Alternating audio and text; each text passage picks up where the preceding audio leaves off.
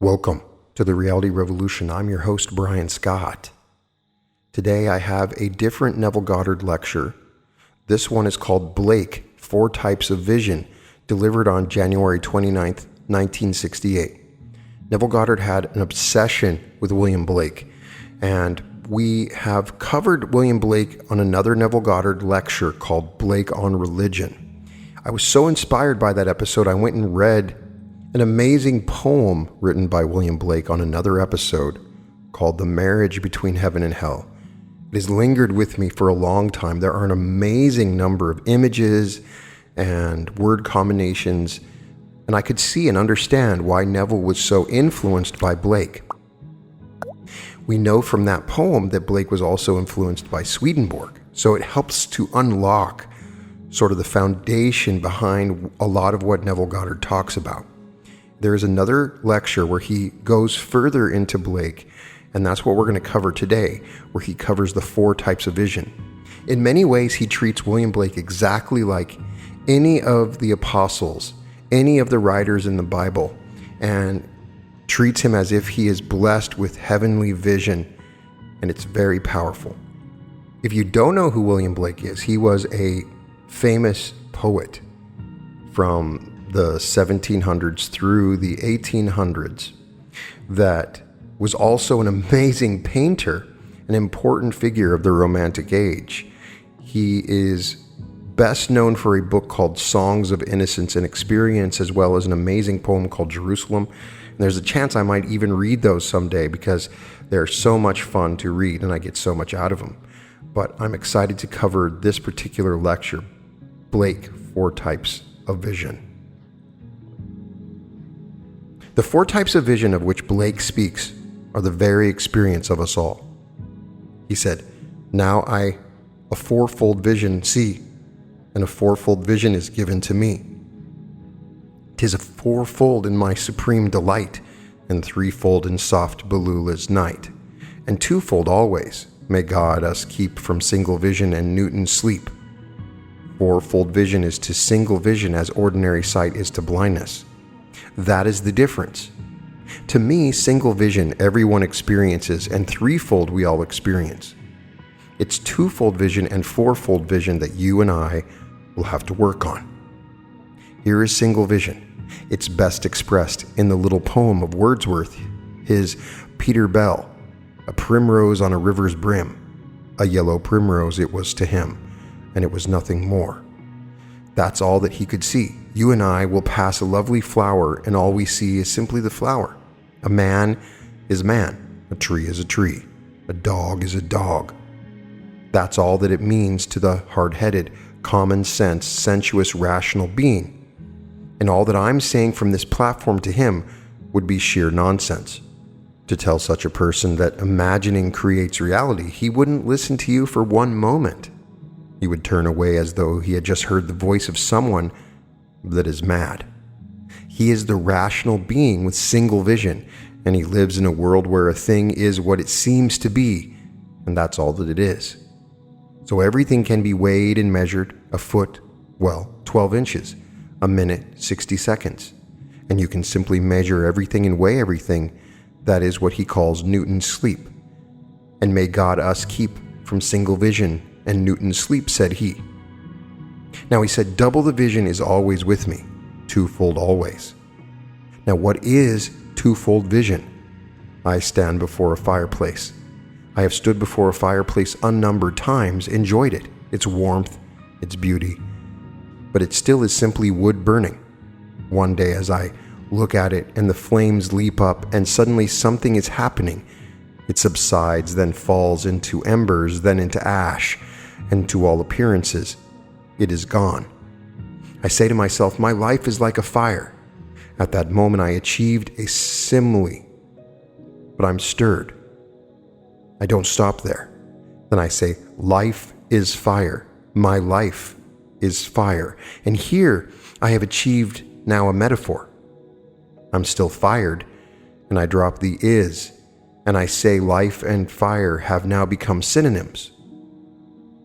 I will never again think or see one and not feel the other, or feel one and not imagine the other. And I have achieved now a symbol, some forever image. So fire forever now is simply an image. Before it was simply fire, now it's an image. It reminds me of life.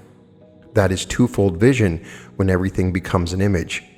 As Goethe said, all things transient are but images. Well, is there anything in this world that isn't transient? You name one thing that isn't transient. A child appears, it waxes, it wanes, and then it vanishes, no matter how precious it is when it comes in. Last Saturday, I was over at my friend's in the hills of Hollywood. He just got a few birds. Well, he's had them now, I would say 3 months. And you should have seen him on Saturday. He found 3 eggs. These little lovebirds. Why, you would have thought someone gave him $1 million. He has 3 eggs. It takes 14 days of waiting for them to hatch out. They will come out. He'll be ecstatically happy, and then they will wax, they will wane, and they will vanish. All things transient are but symbols.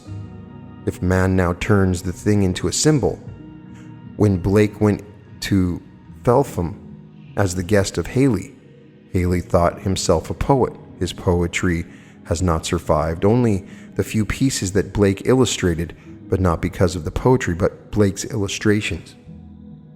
But he gave Blake a home for him and his wife and his sister, who lived with Blake, a garden, and enough money to buy all the necessities of life, all the food and all the things that were necessary. He tried to make of Blake a hack illustrating his poetry and saw nothing in Blake's poetry.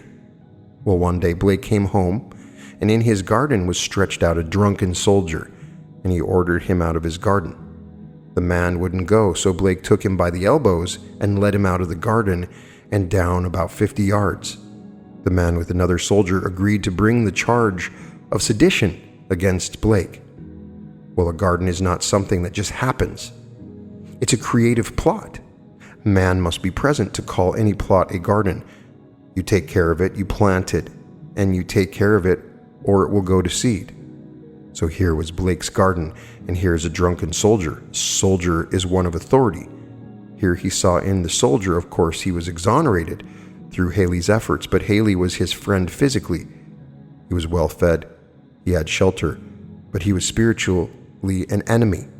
And Blake said, I can tolerate my physical enemy, but not my spiritual enemy. For here he was destroying his creative power. He didn't want any part of Blake's poetry or his artistic work, and after 3 years of a slumber on the banks of Feltham, said he returned to London to face poverty, but at least to be creative.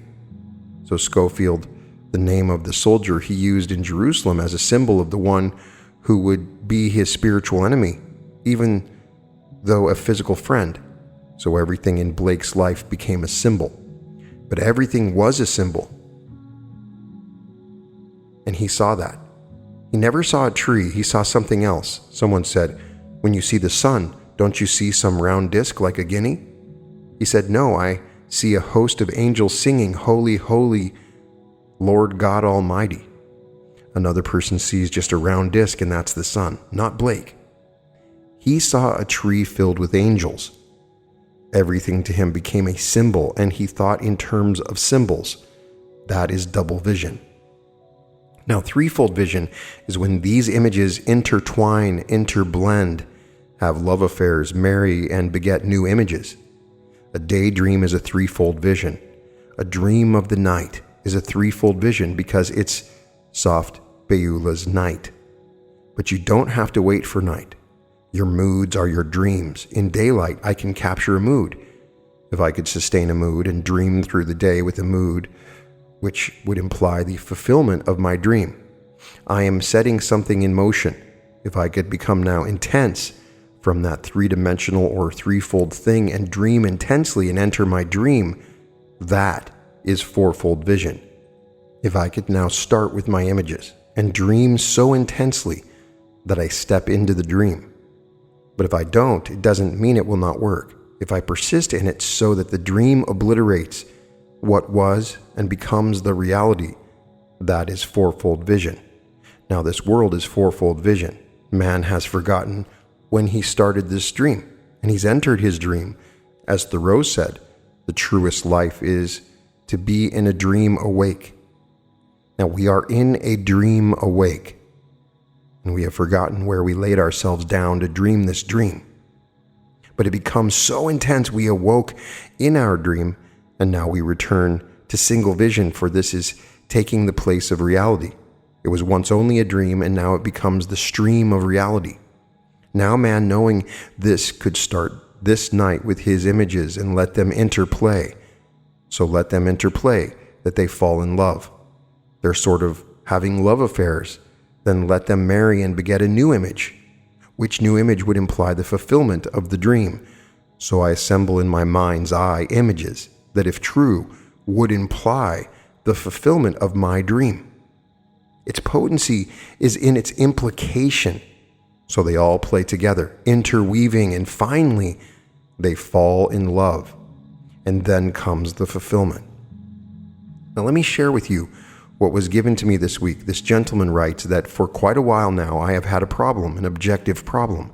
I did nothing about it imaginatively, although I should have, but I allowed it to drift, and it remained a most frustrating thing in my world. For here it confronted me, a problem. I really should have done something about it long ago, but I did nothing about it. So last Tuesday in my office, I simply constructed a scene, which, if true, would imply that the problem had been solved and my dream, my desire, had been fulfilled. I went through the scene several times in my mind's eye, and then I entered into the scene and played it, rehearsed it a couple of times. At the end of the second rehearsal, the voices and the scenery began to become alive. All things began to become alive. I went home, and that night as I retired, I once more rehearsed the scene, entered into it. It was becoming alive. I fell asleep halfway through the rehearsal, and this is what I dreamed. I dreamt that here is a party, that I am a disembodied observer, and here a party is in progress to congratulate a young man. The young man had come into some good fortune, something to him most important, a major thing in his life, but those around him had only just learned about it, and so they hastily arranged a party to congratulate him. Here I am observing this party, and the young man is the star in the drama. Girls are coming in through all the doors, embracing him, kissing him, hugging him, and it's a most exciting thing. They're telling him, "How on earth did you ever accomplish that?" Then, in a most embarrassed way, he blushed, and he hemmed and hawed, and then he said, "Well, it was so easy. I simply did what I should have done a long time ago." Now he said, "As the man said this, I must have entered into the spirit of that young man, because I felt the embarrassment. I felt the feeling that this is unworthy. I'm not really worthy of this because it was so easy. I only did what I ought to have done a long time ago. So I must have entered at one little moment from the disembodied observer to be the star in the drama. But then I must have gone back to being the observer because I heard him say it. Yet in it, it was not a vicarious thrill. I was actually experiencing the thrill. I entered into the state. So my rehearsal at night went right into the actual act. Only it seemed to be that I am observing someone else. Well, let me tell him, there is no one else. Humanity is a single being, in spite of its myriad forms and faces, and there is only in such seeming separation as we find in our own being when we are dramatically sundered in dream. So he was dramatically sundered, and then a seeming other is playing the part that he wrote for himself. He played it. I can only tell him now, wait patiently, it is done. You entered into a fourfold vision, brought it right in through your own intensity when you spent the day on Tuesday constructing the scene which would imply the fulfillment of your dream, and rehearsed it until the voices began to come alive and the scenery became alive. Then at night, you started it all over again, and halfway through you fell asleep. As we are here asleep, dreaming this.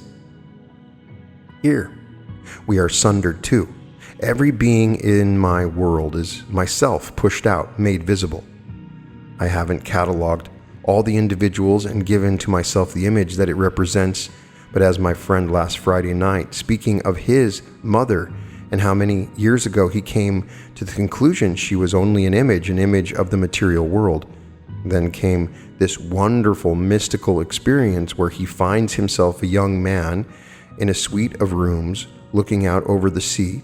He sits down and he writes a letter to his mother. He's just about to go out and post it when a lady enters through the front door, and he turns to her and says, "I've just decided to go post a letter to my mother, but I've only just remembered that she's dead, that she died." So the lady said, "Yes, she died a long time ago," which surprised him because it didn't seem that she was gone that long. In our measure of time, it was only a few months, but she implied it was a long, long time ago.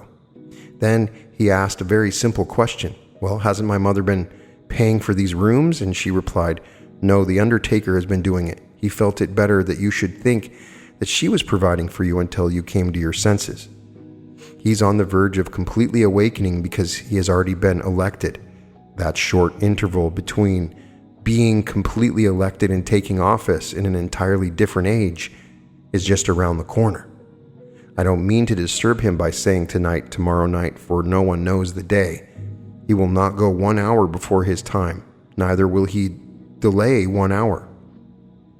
As we are told in Scripture today, with the new translation, who by taking thought could add 1 hour to his span of time. It used to be said that by taking thought could add 1 cubit to his stature. That has now been changed from a measurement of space to a measurement of time. Who by taking thought or by being anxious could add 1 hour to his span of life. You can't do it. So you need not be anxious because you aren't going to postpone it. You aren't in any way going to hasten it, in spite of what all our wise men tell us about transplants and doing this and extending life today, because we know more about the human body and more about diets. You read the obituary columns in the morning, and all the dietitians die just as the others, and all the doctors go the same way, and they don't live 1 hour more than those they are treating. And those that they say will live just about another day if they continue this way. I think of a friend of mine in Barbados. I poured him on the boat during Prohibition, but I mean poured him on. He would drink anything that was alcohol, but anything. Why? He didn't die. Well, here is a man, he is now in his 80s, and they said he will die. I took him aboard that boat. I stopped at every speakeasy from Coney Island to the boat, got him into a taxi, and he knew every speakeasy. Stop here, Nev, stop here. Go in, get himself a straight pint in his pocket, and there he was in the cab drinking it like water. Another one, and I actually took that man and poured him on the boat. My father promised his father he'd bring him back, so we found him in the gutter, and that man is alive today. He's 80 odd, and all the doctors who warned him, they're all dead of course. He only vegetates today because he's gone blind. He has all the money it takes. His father left him a considerable sum of money, so he has 3 servants and he's blind. But he is vegetating. All that money can buy, he has it, so he only vegetates. So he has to learn his lesson this way. The father in him is dreaming this dream. One day he will come to his senses, and when he comes to his senses, the whole vast world is himself pushed out. But in each, the father awakes. The father's only one, not two. So the father in man is dreaming. He wakes in this gentleman. He wakes in this lady. He wakes in that lady. And he wakes, the same father who still remains dreaming in all in whom as yet he has not awakened. When he awakes, there is only one being who began the dream, and in the end only one who awoke. Therefore, only one body, one spirit, one Lord, and one God and Father of all. And you are he. So this fourfold vision is within the experience of us all. Everyone has experienced single vision, where a stone is a stone, all that is. Everything in this world was once only a dream. Everything in the world. This room here was once only imagined, and now to us, it has become what we call the fact. It has entered the stream of reality, and we see it as real.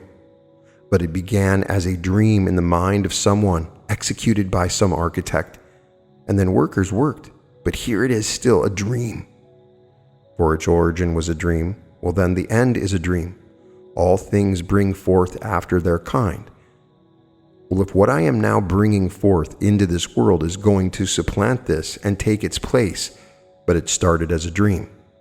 Though it supplants it, obliterates it, and takes its place, it comes into the stream of reality. It's still a dream. So imagination is that power that not only has that creative power to cause that which has not to be, it also can cause that which is not to be. They can take a thing that is and cause it not to be, and they can take that which the world will say is not and cause it to be. Therefore, it not only creates, it uncreates. This is the power that is God, and that is the power of your own wonderful human imagination. If you're going to do it as my friend did it, with the same intensity, then you will not postpone it. Now, he knows this law because he's applied it so beautifully time and time and time again. Yet, we're all careless when it comes to a problem. Here's a problem. You could do it imaginatively. Oh, well, it will take care of itself. It will not take care of itself because we are the operant power. It doesn't operate itself. I either operate it or it remains dormant. And if I don't practice every day, if I were a great concert pianist and I didn't practice every day and then suddenly I'm called upon to give a concert, I'm not ready. If I expose my playing before those who look forward to something great, I'm going to ruin my career. I must keep it day after day and practice. So when I am faced with a problem, I can't put it aside and say, oh well, I'll take care of that in time if it's a problem. So having postponed it for months, he suddenly decided to do something about it, and he did, and moved from soft Beulah's night into fourfold vision. So when he said, and now a fourfold vision is with me, and a fourfold vision is given to me, then he confesses that his greatest ecstasy is always in fourfold vision. So that's fulfillment in Scripture. Blake was a tremendous student of Scripture, as you read in the 13th chapter of the book of Proverbs. Hope deferred makes the heart sick, but a desire fulfilled is a tree of life, verse 12. And so if I really want something, well now, don't just say, well, it will come. It's not going to come. That's simply hope deferred, and it makes the heart sick.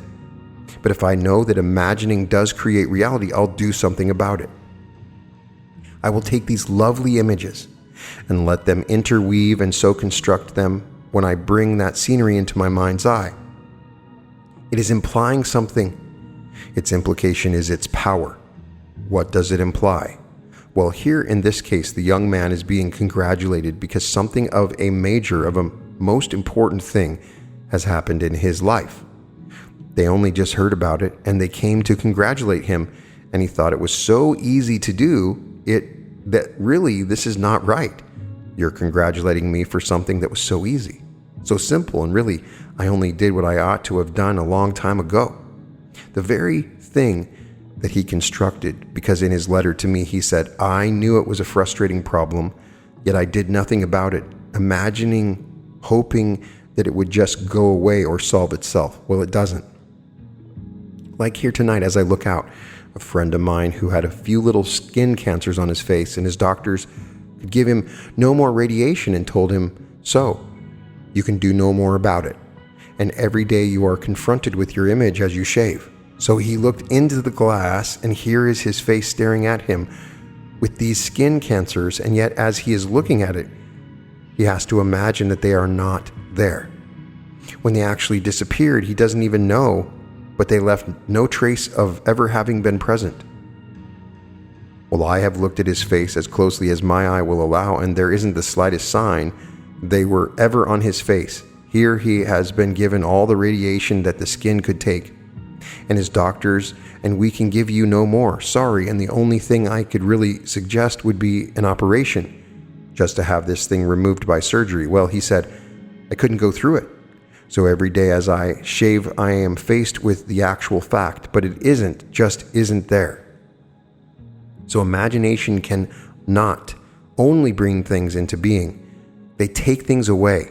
It can uncreate whatever it created. So this vast, wonderful world of ours that we are creating, so much of it is a nightmare.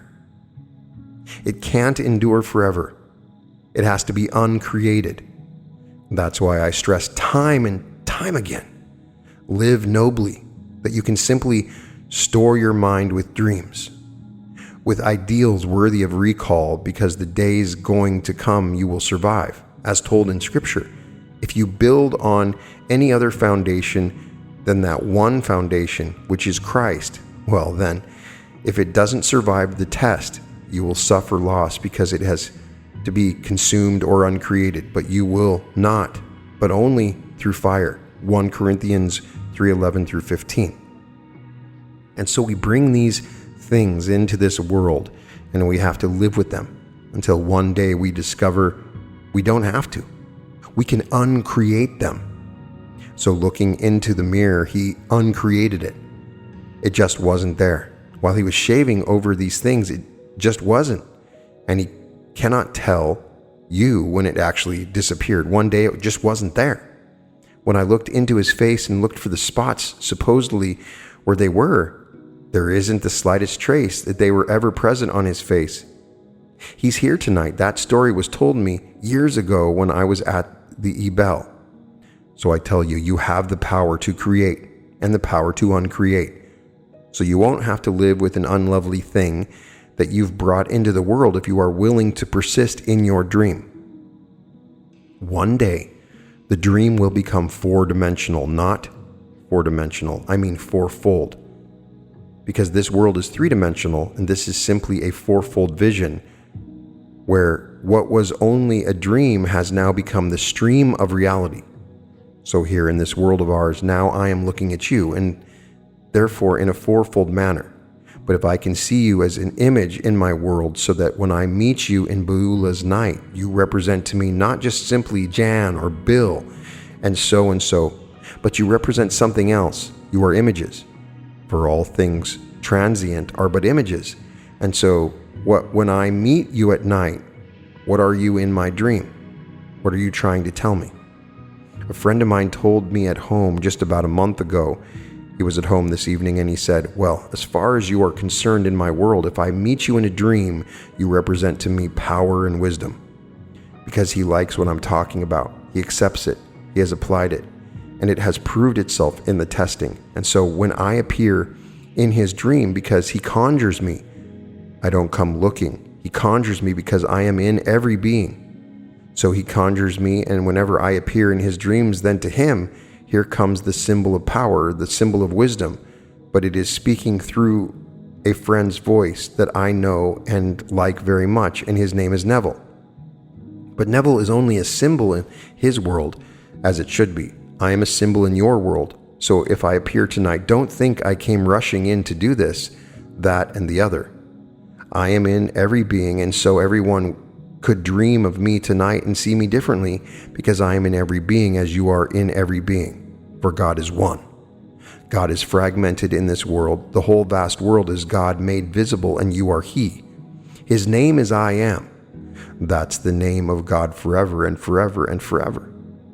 So tonight, when you see the fireplace burning, as this friend wrote last week when he went home to listen to my tape, there was the burning of the wood. It was warm. He stretched out on the floor, turned on the tape, and because of the lateness of the hour and the warmth of the room, and having just dined, he fell sound asleep and didn't hear the tape.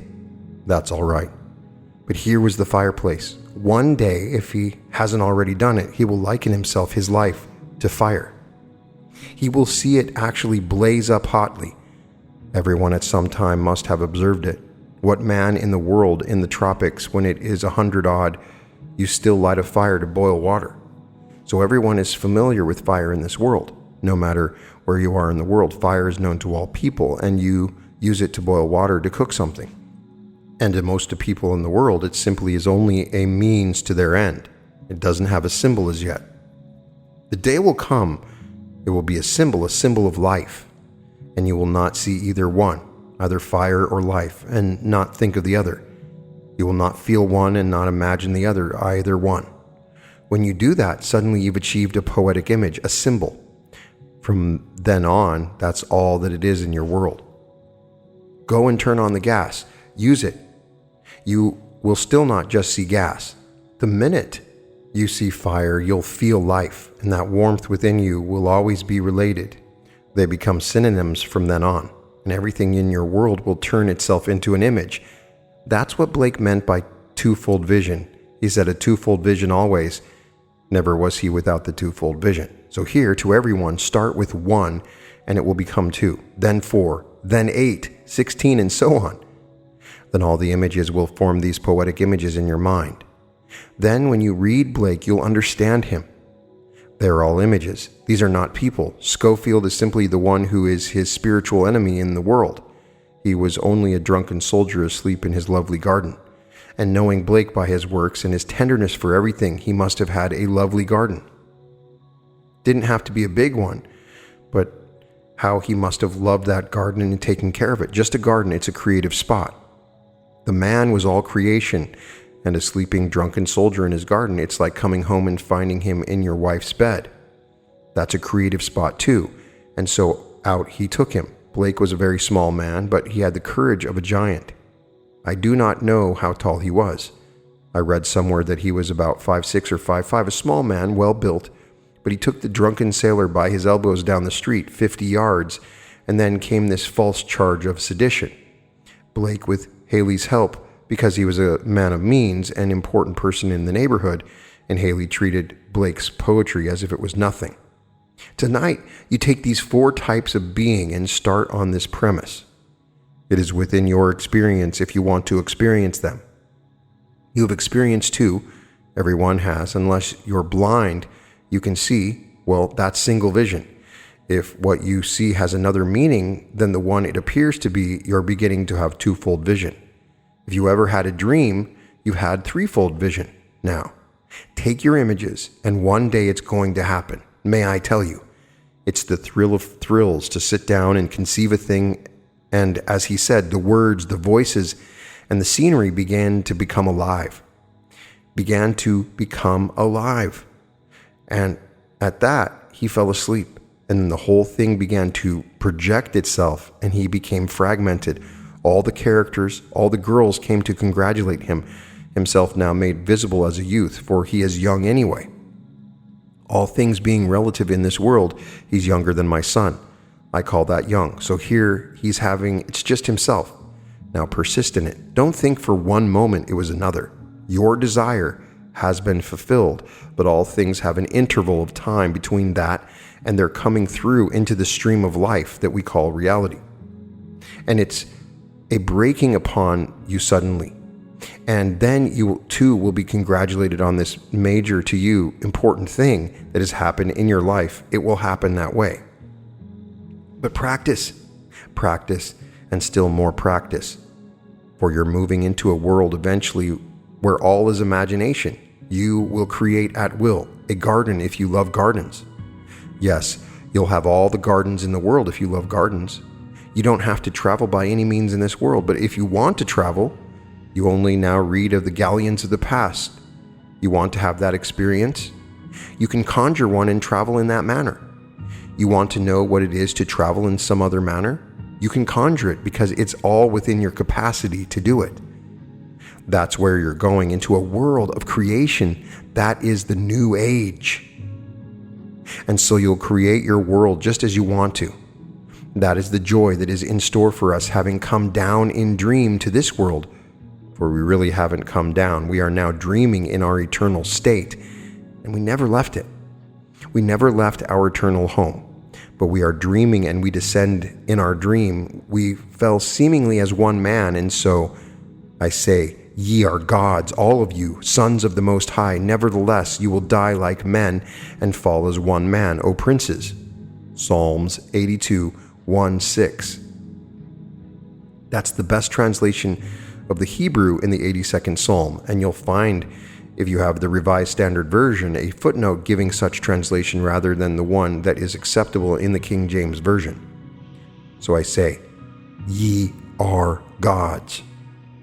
All of you, not just a few, all sons of the Most High. Nevertheless, this is going to be your experience. You're going to die like men and fall as one man, O princes. Well, if you are the princes, then your father is a king, the King of kings, Lord of lords, and together you form him. You form one, for God is one. And so in our dream we dream this. We descend only in dream, and in our dreams we made it so real that we entered into the dream, and the dream became the reality.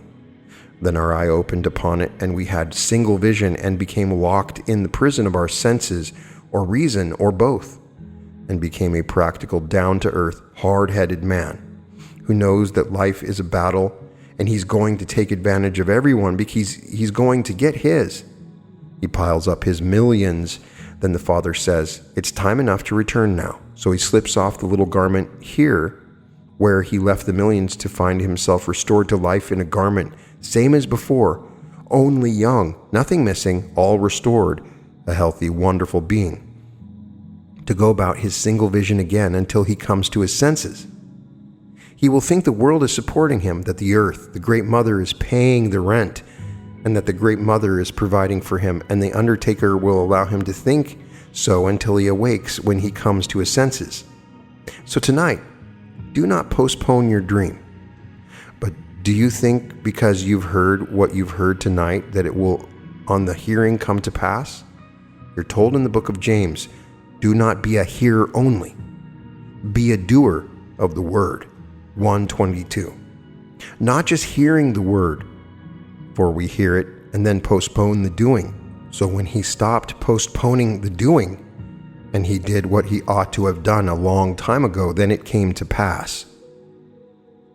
At the end of these lectures, Neville would give 2 minutes of silence, followed by question and answers. There's only one question and answer, but we will give 2 minutes of silence before we do that. Now, let us go into the silence.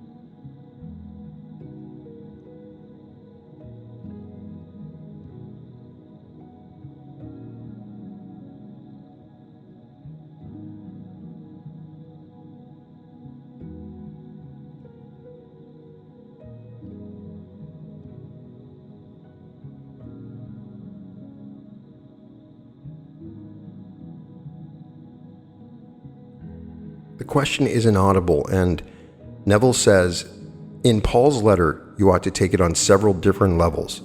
You could take it that he is applying the law. You could take it that he is addressing what is called the Jew, who believes in the physical act. He's telling you whether you are or are not. It means nothing. That these mean nothing, for in the end, salvation is not by merit. It is by grace, grace, grace, grace. So whether you abide by these outward beliefs, the traditions of the fathers concerning diets, concerning circumcision, but Paul always speaks of the circumcision of the heart, that the heart which is the mind. Well, the mind and the heart are the same in Hebrew and in Greek. So you unveil or uncover the creative head, which is God. The creative power of man is his imagination that has been veiled and has to be circumcised, and so he calls it the circumcision of the heart. Man speaks of my imagination as something that isn't real. Just your imagination. It's all in your imagination. Well, that is a completely uncircumcised mind. When I speak now of imagination, I instantly cannot use the word without feeling God. So to me, God and imagination are synonymous. These are synonyms in my language. When I speak to your imagination, I'm speaking to God. I can't conceive of another God, and so the mind becomes covered. If there aren't any other questions, good night. Thank you. And that concludes Blake, 4 Types of Visions. I really, really loved this particular lecture. This is unlike any lecture we've had so far with Neville, and it's another aspect of imagination which is very powerful. We do have this experience. We see things in our life, they're symbolic, and it's another level of thinking once we start to look at things like water and fire, the squirrel outside, the birds in the air, and they're more than just what we see. They're more than the dream of Newton. They're something else. They have a symbolic form. And once we start to attach that symbolism, we start to see it flowing through our life. We have a greater understanding of the world around us. There are these levels of vision, and that final level is being the actor within the vision that you're creating, that fourfold vision. It's so powerful. It just really makes me want to go and read more about Blake. We've learned a little bit about Blake, things I didn't know. I didn't know Blake had this experience where he was brought on charges of sedition. It sounds symbolic as well. Somebody was in his garden. So I will definitely go back and read some Blake. I'd love to get your impressions of this one. I know from the title, you might have just skipped this one, or it might not have been one, hey, I'm not interested. It doesn't sound like something I want to listen to. But when you hear the lecture itself, it's talking on a much greater level. And I love that about Neville. I'm always learning, and I am very interested in his Blake obsession and how it started, and it's always interesting to learn more. I'll see if he has any other lectures with Blake. I'm not quite sure of it. There's 2 that I'm aware of, and we'll definitely look into some particular readings from Blake that are specific to what Neville talks about. Definitely check out Blake's amazing art.